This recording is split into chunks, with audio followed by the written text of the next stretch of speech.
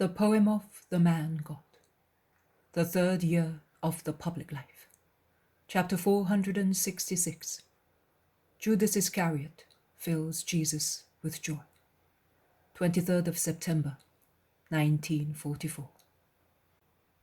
Jesus says, "In the meantime, I tell you that if you are going to do a regular work, the episode of Wednesday, 20th of September, is to be placed a year before my death, 404, because it happened at harvest time in my 22nd year of age. The necessity to comfort and instruct you, my beloved, and the others, has compelled me to follow a special order when giving visions and relevant dictations. But in due course, I will show you how to distribute the episodes of the 3 years of my public life. The order of the Gospels is good, but not perfect as a chronological order. A diligent observer notices that. He who could have given the exact order of events, having been with me from the beginning of evangelization to my ascension, did not do so, because John, a true son of the light, devoted himself to and worried about making the light shine brightly through its appearance of a body in the eyes of the heretics who contested the truth of the divinity enclosed in a human body. John's sublime gospel achieved its supernatural purpose, but the chronology of my public life has not been improved by it. The other 3 evangelists show resemblances to one another with regard to events, but they alter their order with regard to time, because only one of the 3 was present at almost all my public life, Matthew, and he wrote it only 15 years later, whilst the others wrote theirs even later, after hearing the story from my mother, from Peter, from other apostles and disciples. I want to give you a guide to collect together the events of the 3 years, year by year, and now see and write. The episode follows that of Wednesday, 20th of September. I see Jesus walking slowly up and down a little country path in bright moonlight. The moon is full and shines with her smiling face in a very clear sky. But her position in the sky, she is beginning to set. I infer that it must be past midnight. Jesus is certainly thinking and praying, although I do not hear any word. But he does not lose sight of what is around him. He stops once and smiles, listening to the loud song of a nightingale in love. The bird sings a melody with arpeggios and trills, and a solo, notes which are held so well, so loud, and for so long, that it seems impossible that they come forth from that little bunch of feathers. In order not to disturb it with the shuffling of his sandals on the little stones of the path, and with the rustling of his tunic on the grass, Jesus stops with folded arms and smiles, raising his face. He even half closes his eyes to concentrate better on hearing it, and when the nightingale comes to the end with a high note, which rises and rises by thirds, I am not sure whether I remember correctly, and finishes with a very high note, held as long as its breath allows, he expresses his approval and applauds silently, nodding 2 or 3 times with a happy smile. Now instead, he bends over a tuft of honeysuckle in bloom, which exhales a strong scent from its numerous calyces like a yawning serpent's mouth, in which the tongues of yellowish pistils tremble, and a golden mark shines on the lower petal. The flowers look whiter, almost silvery, in the moonlight. Jesus admires and smells them, and caresses them with his hand. He retraces his steps. The place must be slightly high, because in the moonlight one can see to the south something that shines like a wet piece of glass illuminated by the moon. Certainly a tiny part of the lake, because it is neither a river nor the sea, as it is surrounded by hills on the side opposite to the one where Jesus is standing. Jesus looks at the placid, calm waters sparkling in the peaceful summer night. He then turns round from south to west and looks at a village standing out in its whiteness, about 2 kilometers away, probably less. It is quite a large village. He stops looking at it and shakes his head, following a thought which distresses him deeply.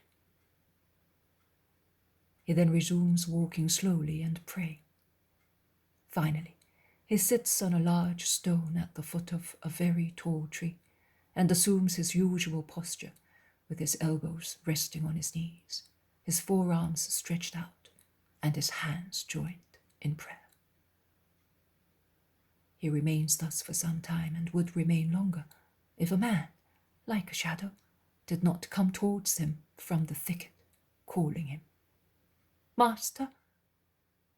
Jesus turns round, because the person is coming from behind him, and he says, "Judas, what do you want?" "Where are you, Master?" "At the foot of the walnut tree. Come here." And Jesus stands up and goes on to the path in the moonlight, so that Judas may see him. "Have you come, Judas, to keep your master company for a little while?" They are now close to each other, and Jesus lovingly lays an arm on his disciple's shoulder. "Or am I needed at Chorazin?" "No, Master, there is no need for you. I wanted to come to you." "Come then. There is room for both of us on this stone." They sit down close to each other and remain silent. Judas does not speak. He looks at Jesus. He's struggling. Jesus wants to help him. He looks at him kindly, but keenly.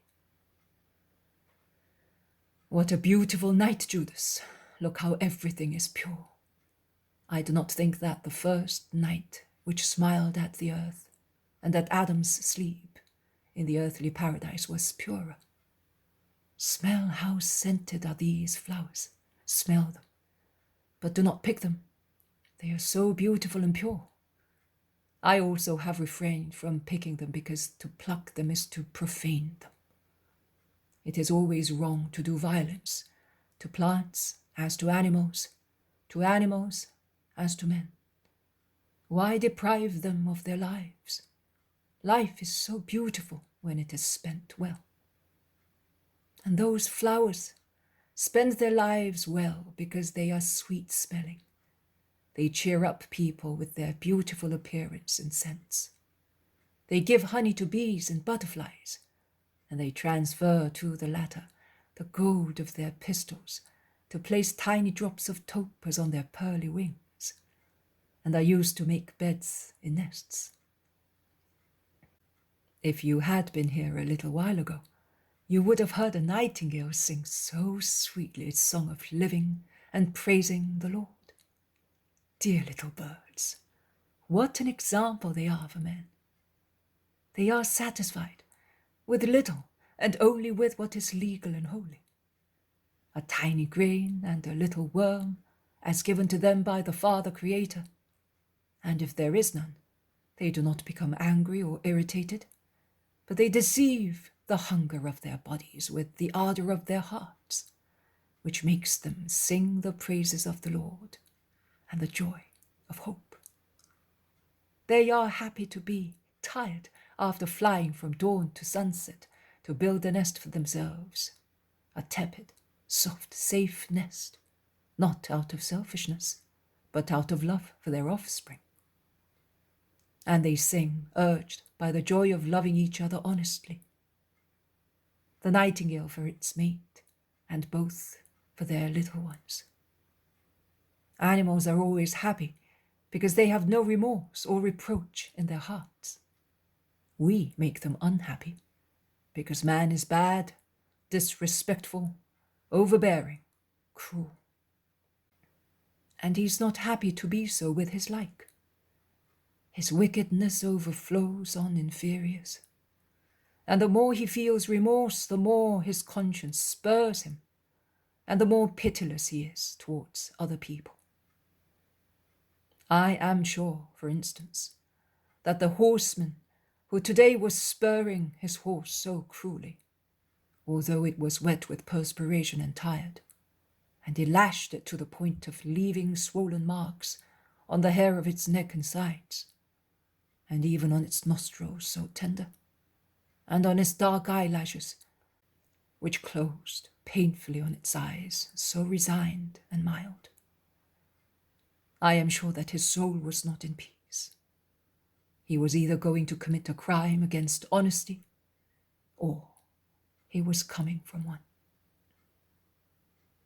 Jesus becomes silent and pensive. Judas is silent and pensive too. He then says, "How beautiful it is, Master, to hear you speak thus. Everything becomes clear to the eyes, to the mind, to the heart. And everything becomes easy. Also to say, I want to be good. Also to say to you, Master, my soul is upset as well. Do not be disgusted at me, Master, since you love so much those who are pure." Oh, Judas, I, disgusted? My dear friend, my dear son, what is upsetting you? "Keep me with you, Master. Hold me tight. I have sworn to be good after you spoke to me so kindly. I have sworn to become the Judas of the first days, when I followed and loved you as a groom loves his bride, and I yearned for nothing but you, as I found every satisfaction in you. That is how I loved you, Jesus." "I know, and that is why I loved you.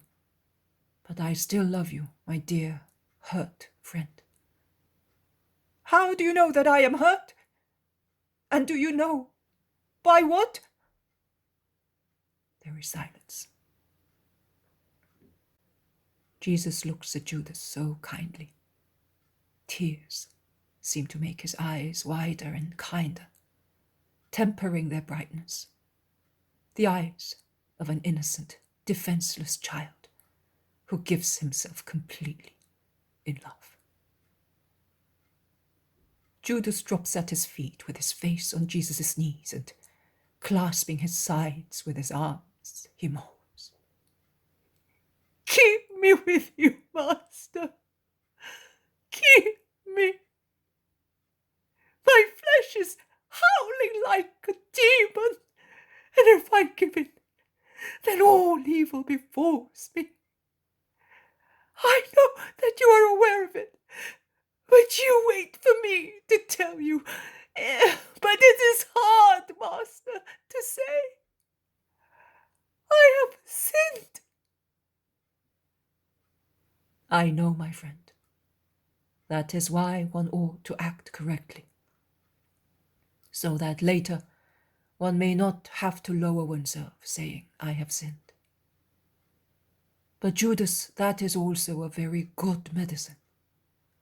The fact that one has to make an effort to confess one's sin restrains one from committing it. And if it has been committed, the pain in accusing oneself is already redeeming repentance. And if one suffers not so much out of pride or for fear of punishment, but because one realizes that by sinning one has caused sorrow, then I tell you that the sin is cancelled. It is love that saves." "I love you, Master, but I am so weak. Oh, you cannot love me. You are pure and you love the pure. You cannot love me because I am. Oh, Jesus, relieve me of the hunger sensuality. Do you know what the demon it is? I know. I did not listen to it, but I know what its voices sound like. See! You were so much disgusted by it that by simply mentioning it, you look very upset. Oh, you cannot forgive me. Judas, and do you not remember Mary, or Matthew, or the publican who became a leper, or that woman, the Roman prostitute, for whom I prophesied a place in heaven? Because being forgiven by me, she will have the strength to live holily. Master! Oh, how sick at heart I am! This evening I ran away from Chorazin, because if I had remained, I would have been lost. You know, it is like one who drinks and is taken ill. The doctor forbids him to drink wine and any intoxicating drink, and he recovers and is healthy as long as it does not taste such liquors. But if he gives in once only, and he tastes them again, he's thirsty for such liquids. He no longer resists and drinks and is taken ill again forever. Mad! Possessed by his demon, by that demon of his... Oh, Jesus!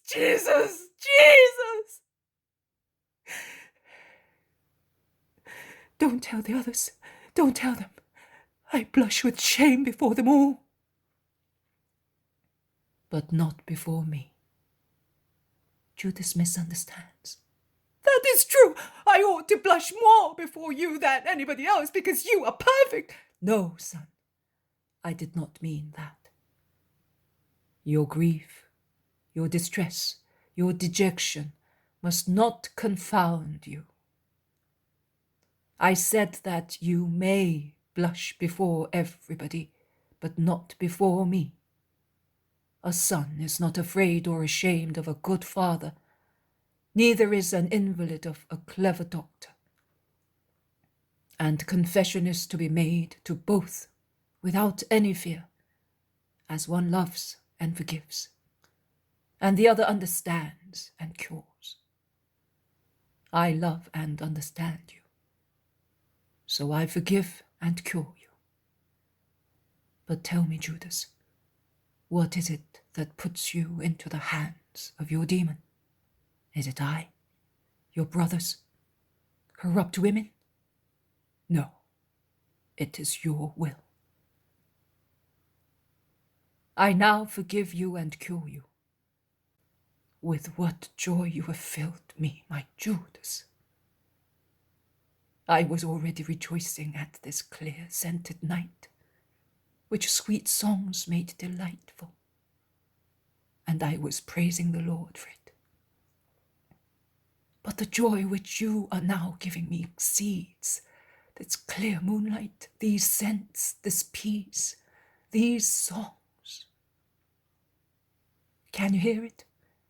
The nightingale seems to join me in telling you that it is glad of your goodwill, as the little singing bird is so willing to do that for which it was created. And likewise, this early morning breeze, which blows over flowers, awaking them, and letting dewy diamonds drop into the hollow calyces, so that butterflies and sunbeams may find them very soon. The former to refresh themselves, the latter to have their great brightness reflected by the tiny mirrors. Look, the moon is setting. Dawn is being announced by that cock crowing far away. The darkness and phantasm of the night are vanishing. See how quickly and pleasantly time has passed, whereas, if you had not come to me, you would have spent it in disgust and remorse. You ought to come to me every time you are afraid of yourself. one's own ego. A great friend, a great tempter, a great enemy, and a great judge, Judas. And see, while it is a sincere, loyal friend if you have been good, it can be an insincere friend if you are not good. And after being your accomplice, it rises to the office of implacable judge and tortures you with its reproaches. It is cruel in reproaching, not I. Well, let us go. The night is over. Master, I did not let you rest, and today you have to speak so much. I have rested in the joy which you gave me. There is no better rest for me than to say, today I have saved one who was perishing. Come, let us go down to Chorazin. Oh, if this town only knew how to imitate you, Judas. Master, what will you tell my companions? Nothing, if they do not ask me. If they ask me, I will say that we spoke of God's mercy. It is such a true and boundless subject that a very long life is not sufficient to treat it. Let us go. And they go down, both tall, differently handsome but equally young, one beside the other, and they disappear behind the group of trees. Jesus says, it is an episode of mercy like those of the Magdalene. But if you make a book, it will be better if you put the periods in orderly succession rather than the categories, simply stating at the beginning or end of each episode to which category it belongs. Why do I elucidate Judas's figure? Many may wonder why. I reply, Judas's figure has been distorted too much in the course of time. And lately, it has been completely perverted. Some schools have sung his praises as if he had been the second and indispensable author of redemption. Many also think that he succumbed to a sudden, fierce assault of the tempter. No. Every fall has premises in time. The graver the fall, the more it is prepared. Antecedent factors explain the fact. One does not collapse or rise all of a sudden, either in good or in evil. There are long, insidious factors in descents, and patient holy ones in ascents. Judas's unfortunate drama can teach you so well how to save yourselves and how to become acquainted with the method of God and his mercy in saving and forgiving those who descend towards the abyss. One does not arrive at the satanic delirium in which you saw Judas struggle after the crime, unless one is completely corrupted by hellish habits, which one has taken up voluptuously for years. When one commits a crime driven by a sudden event which deranges one's mind, one suffers, but is capable of expiation, because some parts of the heart are still free from infernal poison. To the world denying Satan, because it has him so much in itself that it no longer notices him.